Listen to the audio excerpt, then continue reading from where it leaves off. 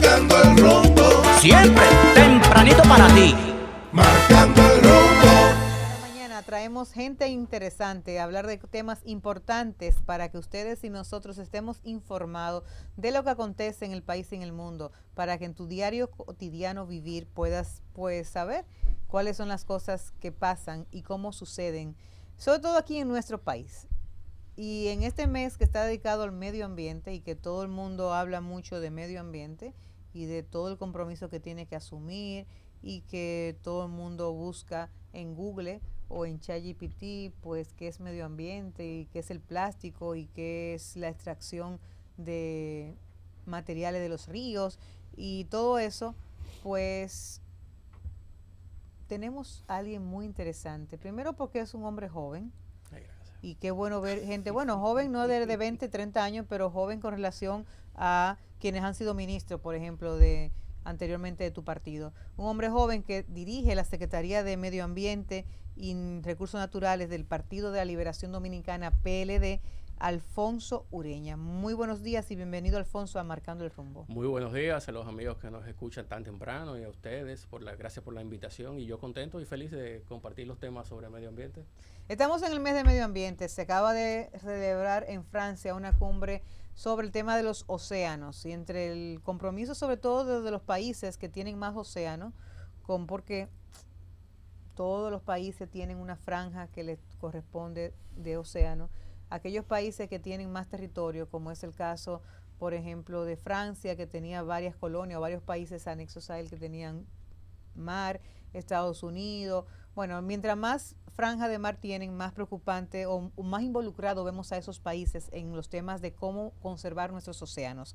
Esa cumbre de los océanos dejó varias problemáticas otra vez ratificadas, como es el tema del plástico. Y hoy, decía Rafael en su comentario, que estuvo en una limpieza que se dio aquí en el malecón, en Fuente San Gil, y que recogieron 400 fundas. Y yo decía cuando vinieron quienes se convocaban en esa actividad, que el plástico no solamente lo tiran ahí, sino que viene desde el río y llega al mar. La problemática del plástico en la República Dominicana, tú como ambientalista, ¿qué hacer? ¿Qué decirle a la gente? El tema del reciclaje todavía no es una realidad en la República Dominicana, pero ya se está trabajando con plástico. Una muy buena pregunta e interesante. Primero, resaltar la cumbre en Nice y también posteriormente el país estuvo participando en una cumbre con el presidente Lula en Brasil. En ambas se hicieron grandes anuncios e importantes alocuciones por parte del presidente y del ministro de Medio Ambiente. Yo me quedé muy perplejo porque realmente los anuncios que se hacen hacia afuera son muy grandilocuentes, por ejemplo, pero se quedan en anuncios simplemente, porque aquí, por ejemplo, podemos resaltar, para entrar en tu pregunta, que aquí hablamos del cuidado del medio ambiente, pero no tenemos ni siquiera una ley de cambio climático, no tenemos una ley de agua, no tenemos una ley de recursos marinos y costeros. Esas tres leyes fueron prometidas por este gobierno y al día de hoy pues no se ha podido sacar del Congreso, a pesar de la importancia que supone estas leyes. Pero si nos vamos a seguir en los temas de leyes, tenemos la ley 225-20, que es la que precisamente habla sobre residuos y coprocesamiento. Pues esta ley, ahora que luego de 5 años de su aprobación e implementación, pues vemos que se insertó al Congreso una modificación de la misma sin ni siquiera consultar ninguno de los sectores importantes que tocan los temas importantes de esta ley. No se consultó el Ministerio de Medio Ambiente, no se consultó a las alcaldías. ¿Y quién la depositó? Los senadores. O sea, un grupo de senadores sacó el proyecto de abajo de la manga que nadie se explica de dónde, en qué se sustentaron para hacer todas esas modificaciones. Que déjame decirles que con elementos muy preocupantes por la forma muy inteligente como se conceptualizaron. Pero al momento de llevarlo a la práctica, pues fomenta el beneficio de intereses muy particulares, como por ejemplo la práctica monopólica de que en algunos lugares solamente van a existir un relleno sanitario, pero también la parte del procesamiento de la basura van a estar a manos de muy pocos, y la ley como está al día de hoy pues favorece a muy pocos y perjudica, por ejemplo, a los que se han dedicado de manera anual al proceso de reciclado y trabajo de los plásticos. Para nadie es un secreto que nosotros tenemos que abocarnos a ver inclusive el tema del fondo. Tenemos que, aunque hay un grupo que señala... Salió ahora que la Unión Europea pues venía a promover aquí que se comenzara a no utilizar el fondo, y los empresarios del fondo pues salieron en respuesta a ello. Sí, a mí lo que me preocupa, a los amigos que nos escuchan, es que aquí se establece una prohibición. Por ejemplo, la 225-20 establecía un periodo para reducir el uso de fondo. Se agotó el plazo y ahora se está pidiendo 5 años más. Es como el tema del arroz. Nosotros los dominicanos tenemos una mala práctica de que queremos jugar al tiempo, a darle distancia al tiempo, a darle larga, y al final, quizás en un momento dado, al día de hoy, llega ya el plazo límite y no se ha hecho nada por parte de los empresarios para mejorar o reducir. Y el gobierno no toma régimen de consecuencias, sino que al contrario, tenlo por seguro que como es un gobierno, un sistema paternalista, le vamos a dar un plazo más. Así es, así mismo sucedió con el tema del arroz. Se dio con el Derek CAFTA unos plazos y al día de hoy lo que tuvo que hacer el gobierno al final, vencido el plazo, emitir un decreto para habilitar un periodo adicional. Entonces, son malas prácticas que debemos tratar de mejorar nosotros como ciudadanos, y más que el plástico, sabemos las consecuencias que derivan el plástico, y más que nosotros somos un país, como tú muy bien mencionas, costero, que vivimos del turismo, y gran parte de esos plásticos mal manejados pues van a parar a la riviera de los ríos y finalmente a las playas. Y que los de hecho, quienes han tenido la oportunidad de ir al Puerto San Gil, ustedes pueden ver lo que han hecho recogida de playas. Usted va hoy a hacer una recogida y lo deja limpio, y a menos de 12 horas o al día siguiente usted va y es como si nadie pasó por ahí. Eso viene del río, todo eso. Eso viene de las cañadas. De las cañadas. Por ejemplo, la parte de las cañadas que vierten a los ríos, y cuando las crecidas van al final ahí, hay unas corrientes que van ahí a derivar al puerto de San Gil. Pero aquí hay el río Yaque del Norte, o sea, en todo el territorio nacional. Y de hecho nosotros, por esa misma contaminación de los ríos, y a propósito de que hoy es el Día Mundial de la Desertificación y la Sequía, pues nosotros hicimos ese llamado desde el río Nizao por la importancia que supone este gran río. Es el río más represado. Nosotros el PLD. Sí, Ustedes el Partido de la Liberación Dominicana fuimos... Está haciendo oposición constructiva. La dirección política fue al territorio, fuimos a una parte afectada del río Nizao. El río Nizao, muy importante para quienes nos escuchan, es el río más represado y fomenta... Comienza en Ocoa. Exactamente, en Rancho Arriba. En Rancho Arriba de Ocoa. Valle Nuevo. De Valle Nuevo pasa a Ocoa y transita por Peravia y San Cristóbal.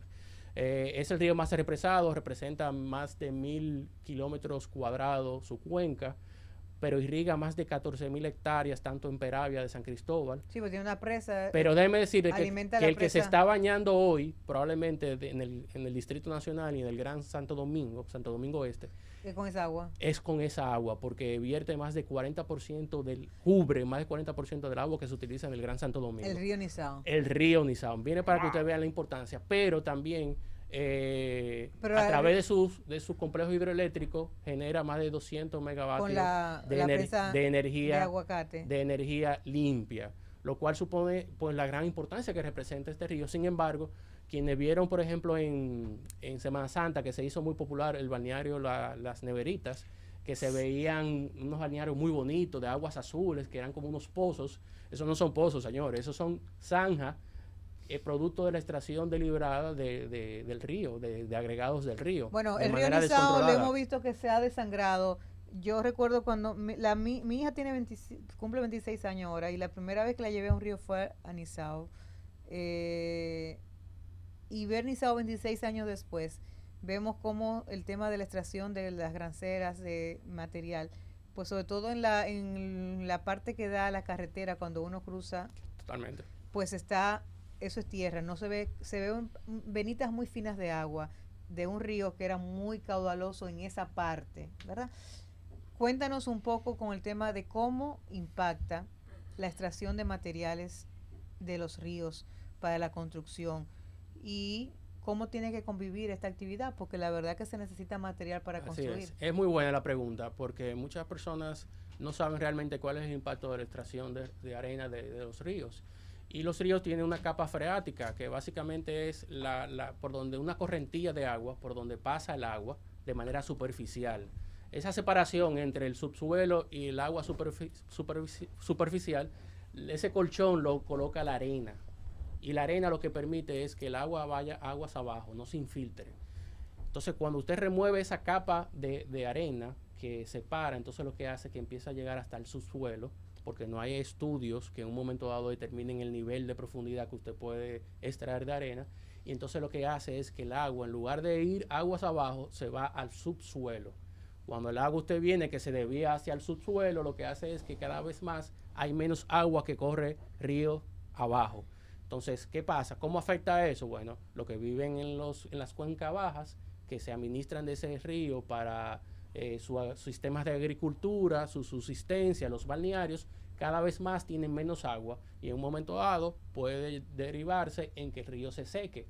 El río no se seca porque desaparece, el río lo que hace es que se va al subsuelo cuando son ese tipo de afectaciones, pero cuando son afectaciones en su cuenca alta, por el tema de la deforestación, a propósito del Día Mundial de Certificación, cuando su cuenca alta, toda la deriva, lo que hace es que cuando llueve, en lugar de el río servir como una esponja y ir colocando cuentagota el agua, lo que hace es que se va en uno o dos días, se va todo el agua hacia el océano, porque todas las aguas van a desembocar al océano, al mar.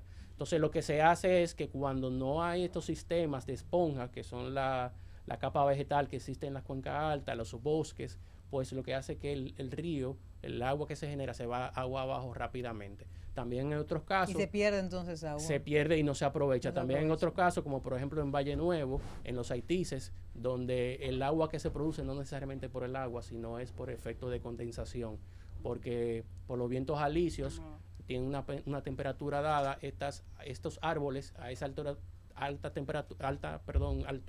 de más de 500 metros de altura del nivel del mar, lo que hace es que absorbe con sus hojas esa humedad y esa humedad se va condensando y esa condensación gotita a gotita lo que va produciendo esos pequeños arroyos, lo que va desembocando estos grandes ríos que conocemos hoy. Por eso es tan importante cuidar la cuenca alta de los ríos, pero también es igual de importante cuidar la cuenca media y cuidar la cuenca baja. Por eso estuvimos presentes ahí en el río Nizao. En la cuenca baja tuvieron. Sí, estuvimos en el río Nizao, donde hicimos una rueda de prensa y a escasos metros de esa rueda de prensa que estuvimos haciendo el Día Mundial del Medio Ambiente, pues nos encontramos con la lastimosa realidad de que habían volquetas, habían palas mecánicas extrayendo material del río a menos de 30 metros de su cauce, que es un ilícito ambiental que está derivado en la ley 6400 del medio ambiente. Alfonso, ¿y qué se está haciendo? Porque esa es la consecuencia de muchas cosas, pero ¿qué se está haciendo a nivel legislativo, a nivel de gobierno? Más que nada de gobierno. De gobierno, sí, porque aquí hay demasiadas leyes para todo. Pero, ¿qué se está haciendo? Mira, ¿qué se debería estar haciendo para evitar esas cosas? Nosotros en cada momento que tenemos la oportunidad, hacemos un llamado y aprovechamos este espacio para hacerlo, y es hacerle un llamado al presidente Luis Abinader para que ordene a sus funcionarios a la implementación de la ley 94-20. Esta es una ley muy importante porque es una ley que se llama de educación y comunicación ambiental. Esta ley manda a colocar materias de temas de medio ambiente en la educación básica, inicial, media e inclusive en la parte superior. Porque todos debemos como ciudadanos cooperar con este tema de medio ambiente. El tema de medio ambiente no es una responsabilidad única, exclusiva de una de las partes, es un todo. Y de hecho valoramos positivamente que cada día más los ciudadanos a través de redes sociales comparten y hacen denuncias sobre temas de medio ambiente. Y esta ley lo que busca es crear esa cultura medioambiental desde los pequeñitos. Yo en mi caso, que soy un amante del medio ambiente, yo me llevo a mis hijos cuando yo hago visitas de exploración a los lugares, para que ellos vean de viva voz lo que pasa y los efectos que tiene cuando se tira inclusive hasta una basurita en un lugar, en una área protegida. Entonces tenemos que fomentar eso, porque muchas veces en aquellos lugares recónditos donde no llega las redes sociales, donde no llega la señal, las personas hacen afectaciones medioambientales, pero ni siquiera conocen la consecuencia directa de esa afectación que están haciendo. Entonces hay que a esos muchachos, desde muy temprana edad, crearle ese hábito de cuidado y conciencia ambiental. Eso no es lo único, porque también desde el Estado tenemos que fijar políticas públicas que vayan en cuidado del medio ambiente. Debemos fomentar que los guardaparques, profesionalizar los guardaparques, mejorarle su condición salarial, pero también habilitarle la tecnología. Nosotros a nivel mundial hay tecnología disponible de verificación y estudio a través de imágenes satelitales en tiempo real de lo que son las afectaciones del medio ambiente. Las extracciones se pueden detectar en tiempo real.